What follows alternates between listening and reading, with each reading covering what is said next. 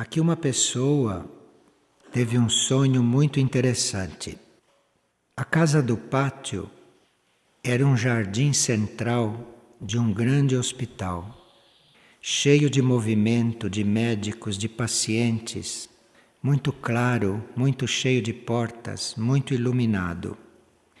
E eu estava numa maca encostada à beira deste jardim. E agora, nesse sonho, ela teve uma experiência muito nítida de tudo que foi realizado nela como operação espiritual, como operação cirúrgica. E ela sentia, no início, como se o corpo dela estivesse todo separado, pernas para um lado, braços para o outro, tórax para o outro. Assim ela se sentia internamente. E lá, neste jardim, foi feito um trabalho nela que ela ficou toda unida, toda reunida. E ela pergunta se este sonho foi uma consequência dela ter se preocupado por ter mudado de setor aqui em Figueira. Porque ela passou do setor de reflorestamento para o setor saúde e cura. Vejam como as coisas são misteriosas. O setor saúde e cura é muito mais coligado com esta cura interior do que o setor de reflorestamento. O setor de reflorestamento é coligado com outras coisas igualmente importantes. E juntos são coligados com tudo. Mas veja como é interessante. Como isto já estava se preparando para ela, isto é, este tratamento invisível, este tratamento interno, que aqui se dá continuamente, e que esse tratamento interno estava programado para ela, para que o corpo físico dela entrasse mais nesta energia, ela foi transferida de setor um pouco antes. Ela passou de um setor para o outro. Quer dizer, o corpo físico dela, corpo de carne, já estava na vibração do setor saúde e cura, ela indo trabalhar no laboratório. Isto quer dizer que esse fato interior, que esse fato interno que ia acontecer com ela, teria que repercutir muito diretamente sobre o seu corpo físico. Não era só um fato interno. Isto teria que ter repercussões muito básicas na vida física dela. Então, para facilitar isto, o corpo físico dela foi colocado dentro da energia do laboratório. Percebe como são as coisas? Quando a gente se entrega, quando a gente deixa que as coisas aconteçam e que a energia organize as coisas. Porque muitas vezes ela ficou até preocupada por ter mudado de setor.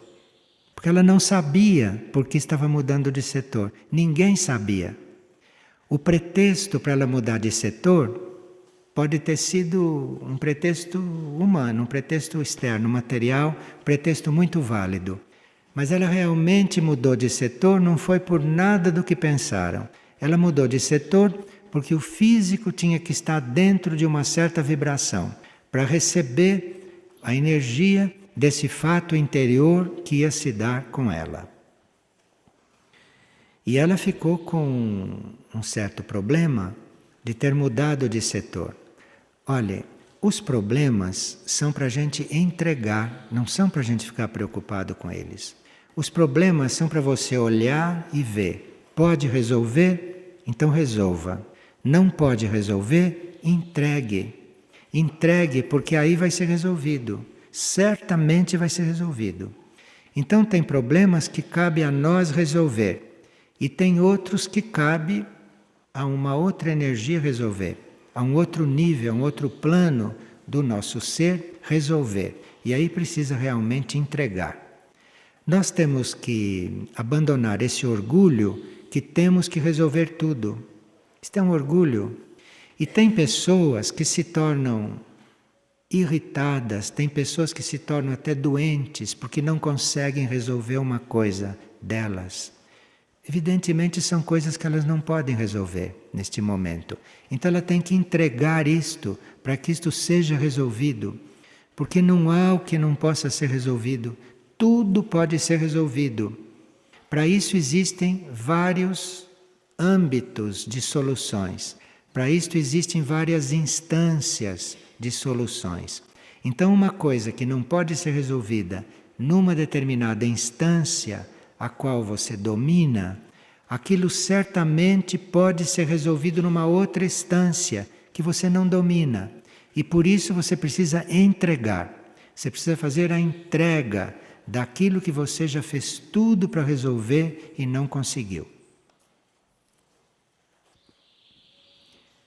A pessoa diz: se existe uma relação entre o reino humano e o reino vegetal, e essa relação deve ser correta, quando nós cortamos flores para decorar a nossa casa, ou cortamos flores para adornar pratos na mesa do refeitório, se isso está correto. Nós vamos usar flores como alimento só quando não houver outra coisa para comer. Quer dizer, se não houver outra coisa para comer, aí então vamos usar as flores como alimento. Isto de um certo ponto de vista, né? Nem todas as pessoas concordam com isto. Agora, quanto às flores na decoração dos pratos, isto não é indicado para um lugar como este. Porque se nós só vamos comer as flores, em último caso, como vamos decorar um prato com flores? Porque você, para decorar um prato com flores, você precisa cortar aquela flor. Você precisa retirar aquela flor da planta. Então, isto aqui realmente não é adequado. As flores constituem uma parte das plantas que é formada de uma matéria mais tênue.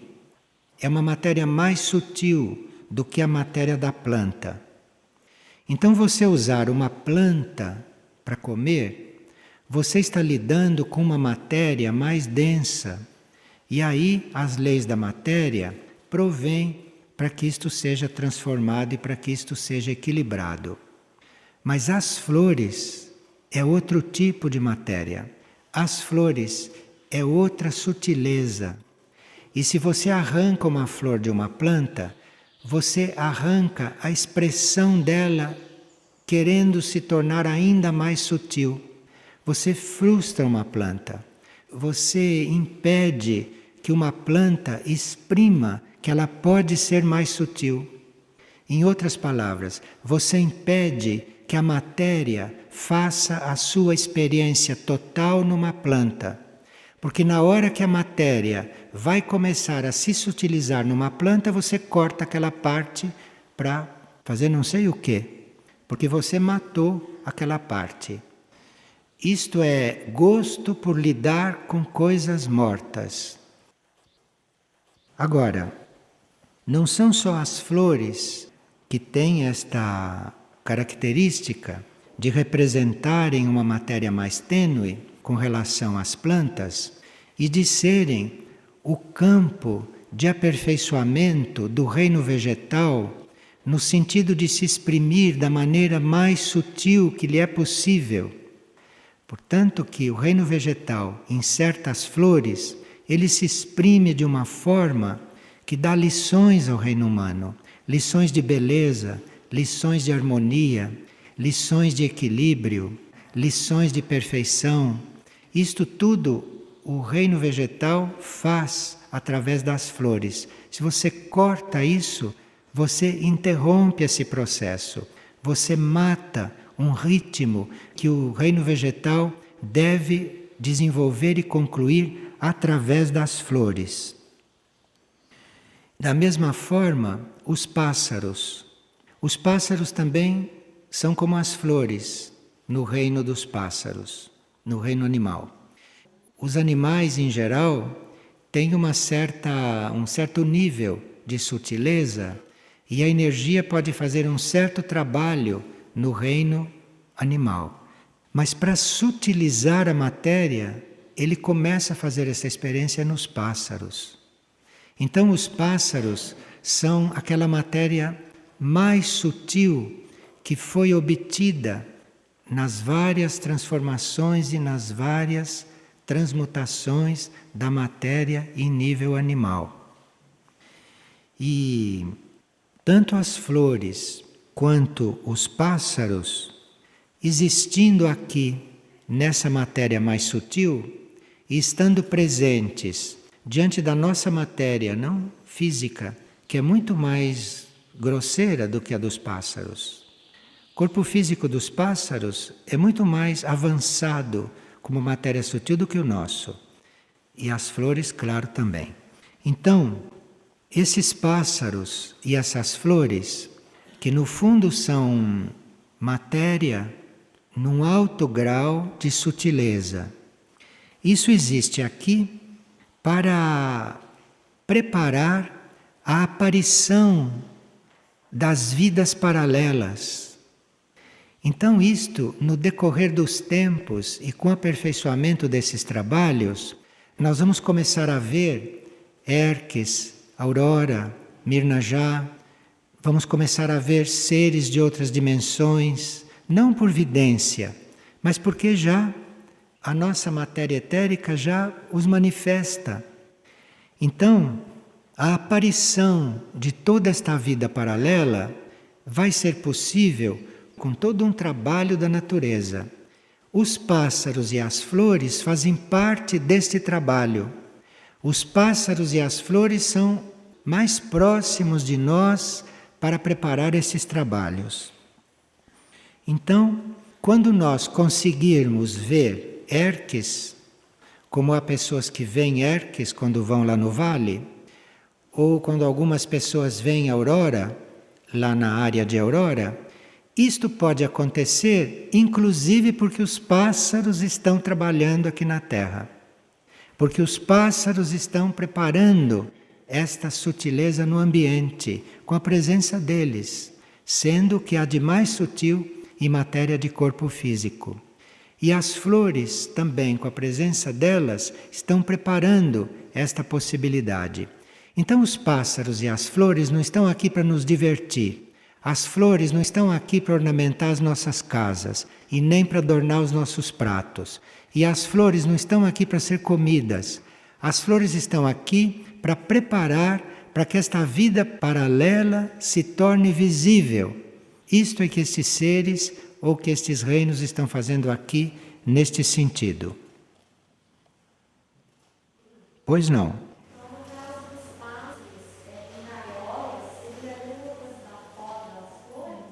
Pássaros em gaiola é outra coisa. O pássaro na gaiola pode estar numa mesma situação que um ser humano estaria se estivesse num convento, entendeu? Que um ser humano estivesse numa clausura. Mesma situação. Claro que não são todos os seres humanos que necessitam ir para a clausura. E não são todos os seres humanos que têm a oportunidade kármica de ir para uma clausura. O trabalho deles é outro. Como não são todos os pássaros que têm a possibilidade de estar numa gaiola. Tem meios e meios de estar numa gaiola. Você pode ter aprisionado um pássaro, aí ele pode não estar bem. Agora, se você tem consciência de que você está cuidando daquele pássaro, que você está oferecendo ao reino dos pássaros a possibilidade dele ter o máximo para ele evoluir, então aí pode acontecer alguma coisa que eventualmente acontece muito pouco ou quase nunca com os pássaros soltos. Por exemplo, um pássaro numa gaiola, se ele faz uma comunicação com você, e se você faz uma comunicação verdadeira com ele, você já começa a introduzir naquele pássaro o elemento mental, que ele não tem desenvolvido. Você pode começar a colocar a primeira semente de mente naquele animalzinho. Isto é uma coisa que pode acontecer. Porque se um pássaro passa por aqui e voa, ele está fazendo coisas belíssimas. Ele está fazendo um movimento que está preparando o que foi descrito antes. Mas ele passar aqui voando, dificilmente ele poderá receber uma semente mental nossa, pelo próprio ritmo do movimento e pela situação dele. Agora, se o reino consente, porque precisa que o reino consinta, né? Se o reino consente que um pássaro vá para uma gaiola, Porque o reino pode não consentir e recolher aquele pássaro, pode matar aquele pássaro. Se o reino consente que um pássaro vá para uma gaiola, então aí nós temos uma certa responsabilidade diante daquele pássaro. Aquele pássaro para nós já é um serviço, aquele pássaro para nós já é uma tarefa. E que nós não sabemos como lidar com isto, porque não conhecemos bem estas coisas conscientemente, mas nossa alma conhece. Então, se o pássaro está na gaiola, se o reino permitiu, e se você tem consciência que você pode ali prestar um serviço, aí começa a haver sim um serviço efetivo. E uma das coisas que pode acontecer é naquele pássaro ser introduzida a primeira semente de mente, primeira semente mental. E depois não temos que esquecer é que os pássaros são da evolução dévica. Então nós estamos tratando com futuros devas, com futuros anjos. Não estamos tratando com futuros homens, como quando tratamos com um cão, com um gato, com um elefante. Nós estamos tratando com o futuro homem. Mas com os pássaros nós estamos tratando com futuros anjos. Quem sabe se isso nos ajuda a tê-los com mais amor. São todas famílias aladas. Todos os seres alados têm a ver com os anjos, têm a ver com esta linha. E agora vamos falar de uma parte que não deve nos tornar interesseiros e não começarmos a lidar com os pássaros corretamente por interesse. Que agora nós falamos tudo em benefício deles, né? Mas a proximidade dos pássaros, e quando nós temos um pássaro próximo, quando um pássaro faz relacionamento conosco, e quando este pássaro atinge uma certa evolução, ele introduz na nossa aura componentes do reino angélico. Reino angélico é outro reino. Nós não podemos ser anjos, a não ser que transmigremos de evolução. E um anjo também não pode ser um homem, a menos que ele mude de evolução, que é muito raro. Mas os pássaros introduzem componentes deste reino, no qual nós nunca vamos ingressar, para o nosso ser. Veja o serviço dos pássaros.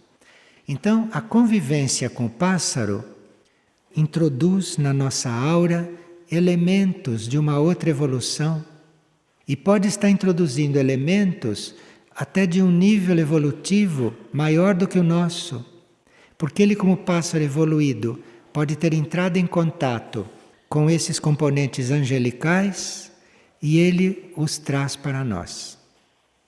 Aí tem espécies de pássaros que são mais preparadas para isto do que outras. Vocês já ouviram falar em pássaros correios, né? Em pássaros que são mensageiros. Isto são pássaros que têm isto muito mais preparado. Se ele leva uma carta, aquele é um pássaro que está preparado para transferir um componente do reino angélico para você. Isto é o que ele realmente faz. Então, nós teríamos que ter muito mais consciência a lidarmos com estas coisas. O coração muito mais aberto ao tratarmos de assuntos desses reinos. E qual é a verdadeira mensagem do lava-pés? Pergunta uma pessoa, que se usa nesses dias de vigília. O lava-pés é um ato simbólico. Nós vamos lá colocar os pés na água, isto é um ato simbólico. Isto é uma atitude nossa de oferta. E a oferta pode ser a seguinte: a água representa a purificação, nossa possibilidade de nos tornarmos mais puros, de nos limparmos de certas coisas. A água representa isto. Os pés são aquela parte do corpo que representam o contato com o caminho. Os pés representam o nosso caminhar na matéria, caminhar no plano físico, o nosso caminhar nas leis materiais, os pés.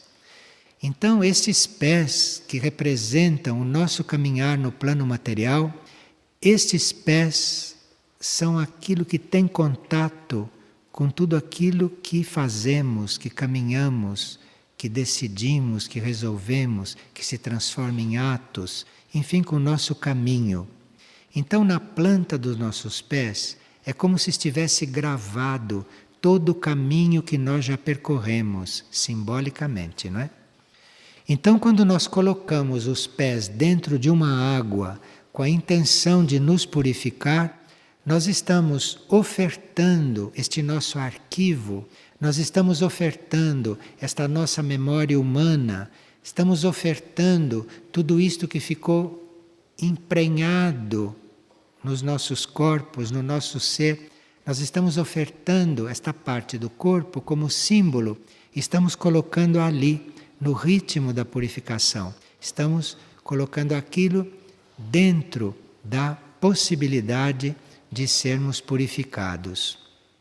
E claro que dependendo da fé com que se faz isto, dependendo da disposição com que se faz isto, dependendo da força com que nos dedicamos a este trabalho, este ato simbólico pode ter uma repercussão maior ou menor nos nossos corpos ou até no nosso mundo interior.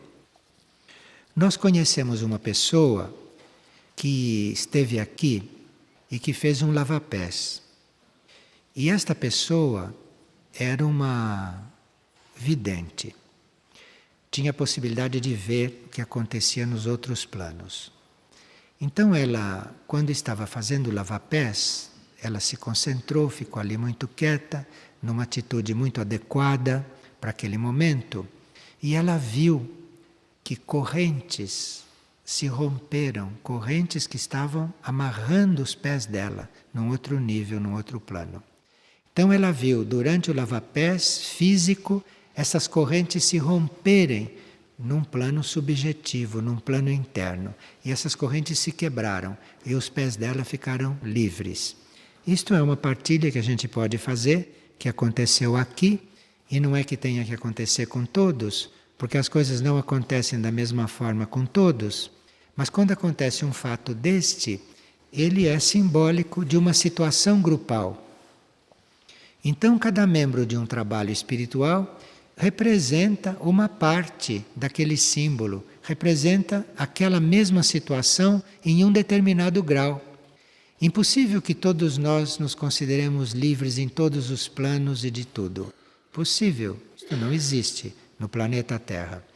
Então, é isto que nós precisamos, é desta libertação gradual, desta libertação contínua, e a cada vigília se pode dar um passo nesse sentido.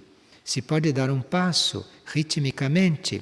A energia da vigília é muito libertadora. A oportunidade que se tem de estar solitário na vigília, não? Então, vocês vão fazendo um lava-pés cada vez mais interno. Vocês irão fazendo esse trabalho de lavar esses arquivos, este ser externo, subjetivo e até mais interno, de tantas coisas que ele possa precisar se liberar. E uma pessoa diz que cada vez que ela está aqui, ela se sente muito segura e no caminho. Mas que quando ela sai daqui, ela volta para a sua situação normal. E que isso já está preocupando, porque ela acha que isto é uma divisão que existe nela. Pode não ser uma divisão. Isto pode ser altos e baixos na sua busca, pode ser altos e baixos na sua situação, que vão estimular você a tomar alguma decisão que você ainda não tomou. Então, se você chega aqui, se sente segura e você sai, como se tudo tivesse se desmontado e você sente completamente insegura, é sinal que você precisa tomar alguma decisão. Alguma decisão para começar a unir esses dois planos, para começar a unir essas duas situações. Porque cada vez que um de nós vem aqui, Isto deve nos fortalecer no sentido de elevar tudo aquilo que está em outros planos, que está em outros níveis, nos levar a fundir, não? A termos uma vida só, um só sentimento, nos levarmos a ter um pensamento mais unido, porque tendo um pensamento mais unido e tendo um sentimento também mais unido, vocês podem estar certos que a vida externa começa a se unir também, que a vida externa começa a sentir os reflexos disso. E a pessoa pergunta: qual é o trabalho de doação que se pode fazer aqui em Figueira? Há vários tipos de serviço e há vários tipos de doação. Nós podemos estar doando o nosso próprio tempo material para o serviço, né? Podemos estar doando os nossos bens, as nossas coisas materiais para o serviço. Podemos doar o nosso talento, podemos doar as nossas capacidades, podemos doar as nossas ideias, podemos doar um bom exemplo para quem nos vê. Isto é uma forma de doação, não premeditada. Mas se você está sendo o que você é de positivo, você está doando aquele exemplo. Então existem vários níveis de doação. E tudo isso leva o indivíduo a ir se doando de forma cada vez mais ampla e cada vez mais profunda e cada vez mais efetiva. Até que em um certo momento ele doa a sua vida. Só que ele doa a sua vida para o seu eu mais interno, para o seu eu mais profundo, que ele nunca viu, que ele nunca percebeu e nem nunca sentiu. Ele doa a sua vida para o desconhecido, ele doa a sua vida para aquele nível que ele não conhece. Isto parece que é a doação mais ampla que existe. Depois desta doação, você doar a sua vida para o desconhecido dentro de você, para aquilo que você não conhece, para aquele nível seu do qual você nada sabe. Depois que você doa isto e que isto é aceito, aí não tem mais doação a fazer. Aí você já vai viver outra evolução, você já vai viver outra coisa e outros ritmos. E qual é a importância do horário no trabalho espiritual em grupo? O horário é fundamental no plano físico para nós colaborarmos com a descida do 7º raio sobre a Terra. O 7º raio é uma energia da ordem, da organização e do cerimonial cósmico. O 7º raio é uma energia que deve se implantar no planeta, que deve ancorar no planeta e se manifestar no planeta. Isto é a realização desta energia cósmica. A realização desta energia da ordem, do cerimonial e da organização, a realização dela é se introduzir neste planeta, se revelar neste planeta e ordenar este planeta. Então, para colaborar com esta energia, nós todos teríamos que respeitar horários, nós todos teríamos que respeitar a ordem material das coisas. Ninguém é ordenado completamente, porque o 7º raio ainda não se realizou. Então não existe gente perfeitamente ordenada, nem almas perfeitamente ordenadas, porque o 7º raio ainda não se realizou neste planeta. Mas, embora nós não sejamos completamente ordenados, certos níveis de ordem material, emocional e mental nós já conseguimos. Mas mesmo esses que já conseguiram uma certa ordem emocional, mental, mesmo esses, em colaboração com o 7º raio, deviam ser estritos na ordem no plano material e principalmente nos horários. Aqueles que já têm isso formado devem exercer isto enquanto for necessário. Não que eles precisem, mas isto precisa ser assumido por todos neste planeta como uma colaboração ao raio da ordem. É possível uma pessoa evoluir buscando com muita determinação o contato com a sua alma, se ela ainda tem imperfeições tais como uso de drogas, cigarros, bebidas alcoólicas, alimentação com carne. Enfim, como é isto? Nós começamos um trabalho espiritual, começamos um caminho, é a partir do ponto em que estamos. Você não vai começar um caminho 3 encarnações lá adiante. Você vai começar o caminho no seu ponto atual, no seu momento atual, na sua encarnação atual e na situação em que você está. Então você vai começar o caminho ali. E você vai começar o caminho ali lidando com o seu ponto atual, lidando com o seu estado atual, lidando com a sua situação atual. Em certas situações, nós já nos liberamos de tantas coisas, mas não nos liberamos ainda de outras, que nos parecem muito elementares. Isto não importa, seja o que for, você tem que continuar caminhando, porque as coisas que vão ficando presas, as coisas não se soltam todas de uma vez. Então você vai continuar caminhando, porque cada coisa que você solta, desprende dela, de cada coisa que você se desapega, todas as outras que continuam atadas vão relaxando um pouco.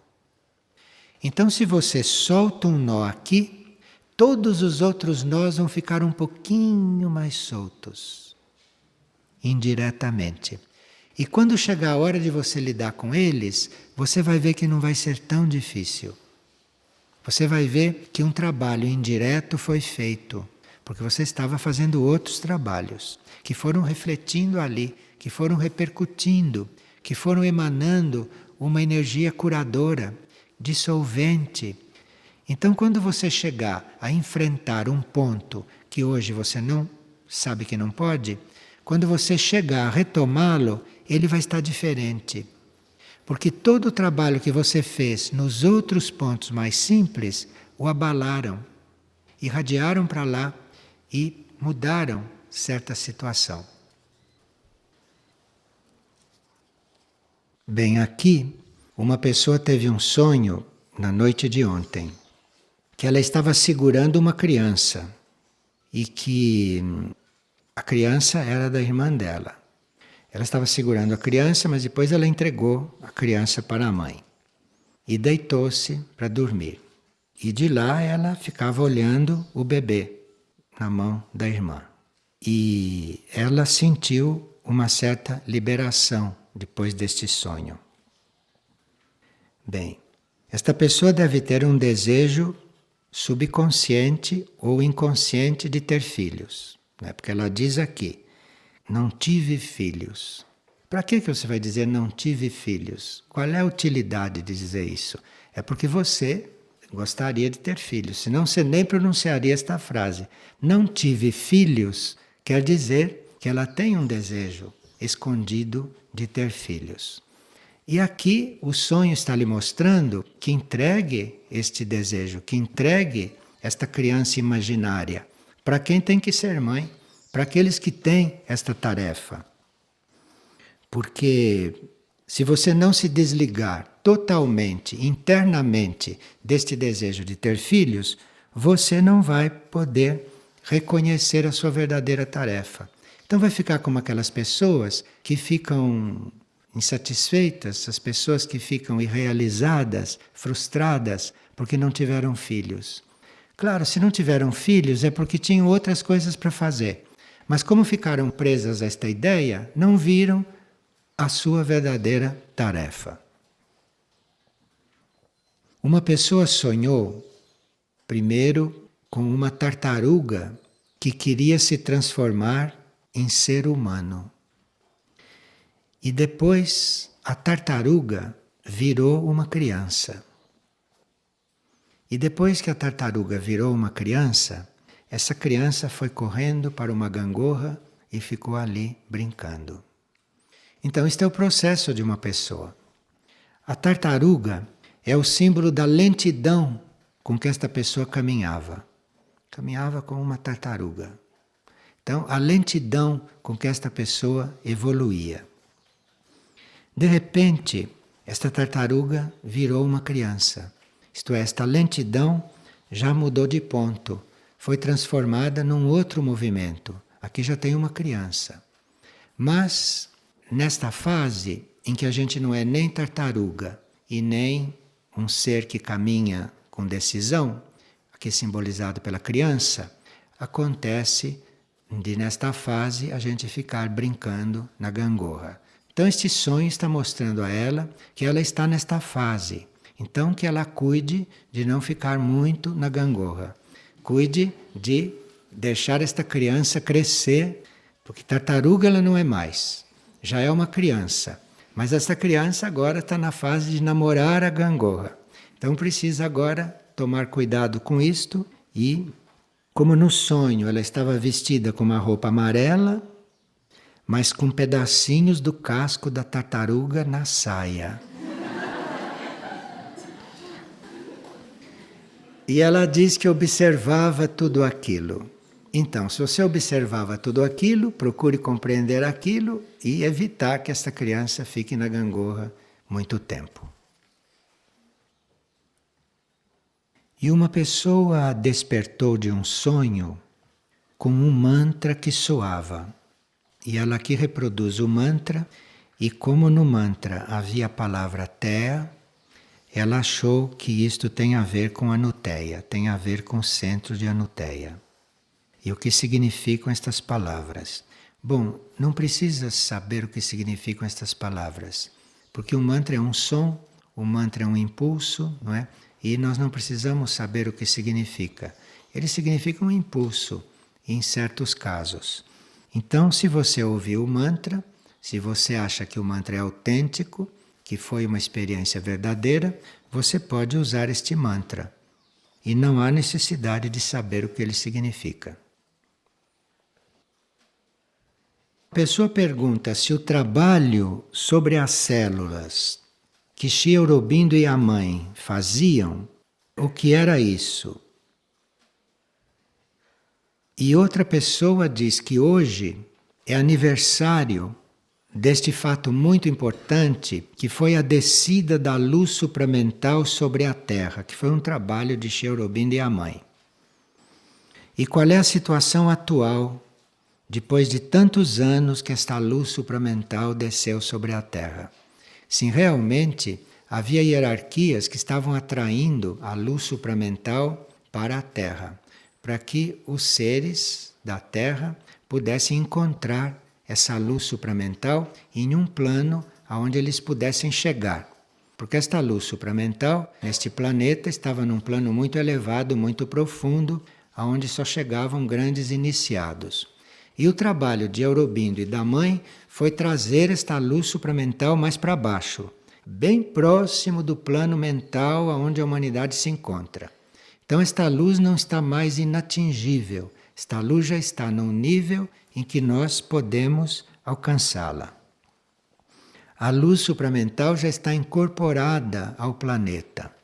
Isto mudou completamente a situação do planeta porque ajudou os seres humanos da superfície a se aproximarem mais dessa luz supramental. A luz supramental desceu mais um pouco e agora os seres humanos têm condições de, através de um trabalho de alinhamento, encontrarem esta luz. É claro que nos níveis internos, nas civilizações intraterrenas, nos níveis sutis da Terra, isto é mais percebido, isto é mais sentido do que na superfície.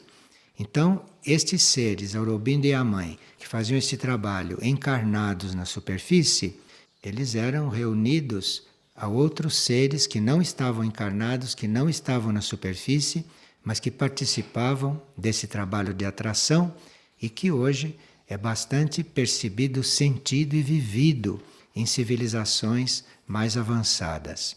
Mas esta luz supramental está aí disponível, inclusive para quem está encarnado, porque ela foi trazida para mais perto do plano mental onde nós temos a consciência.